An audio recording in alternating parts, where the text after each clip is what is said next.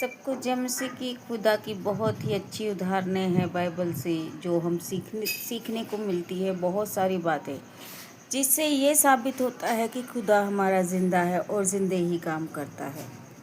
आज हम समसून के बारे में बात करेंगे। काफ़ी लोग समसून को जानते होंगे। समसून एक बहुत ही अच्छा योद्धा था। वो बहुत ही शूरवीर था और बहुत ही ताकतवर था, लेकिन इतनी ताकत, इतनी शूरवीरता उसमें आई कहाँ से? ये भी एक भेद की बात है कि अगर हम परमेश्वर में खरे और सामर्थी बनना चाहते हैं तो परमेश्वर का सामर्थी हाथ हम पर आता है। समसून भी बहुत ताकतवर था, उसे कोई भी नहीं हरा सकता था। एक शेर के जबड़े से उसने लाखों लोगों को मार गिराया था।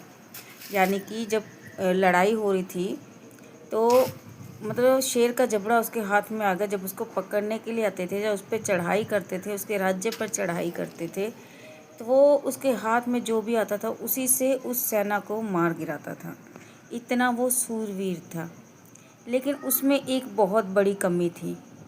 कमी ये थी कि उसका प्रेम एक ऐसी औरत के साथ हुआ जो वेश्यागिरी करती थी। उसका नाम था दलीला।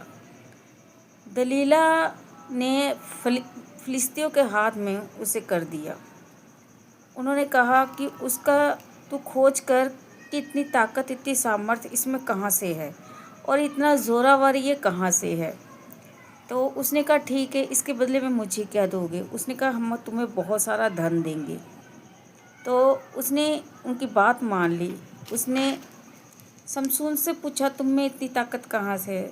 समसून ने 3 बार, 4 बार, 5 बार मतलब कि बहाना लगाता रहा, मेरी ताकत इसमें है, मेरी ताकत इसमें है।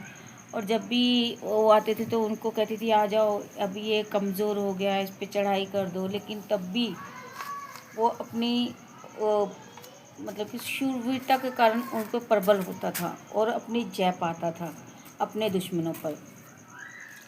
दलीला ने कहा कि तुम मुझे प्यार ही नहीं करते, तुम मतलब कि हर बार मुझसे झूठ बोल देते हो, तुम धोखा देते हो मेरे को। इतनी सब बातें होने के बाद भी समसून को ये नहीं पता चला कि ये औरत मेरा इस्तेमाल कर रही है। तो उसने कहा नहीं, ऐसी बात नहीं है, मैं तुझसे बहुत प्यार करता हूँ। उसने कहा कि क्या इसका सबूत दो मुझे। उसने कहा तुम्हारी ताकत किस में, किस चीज़ में तुम्हारी ताकत है? उसने कहा मेरे सर पे जो 7 लटे हैं उनमें मेरी शक्ति है, उनमें मेरी ताकत है। या पता क्यों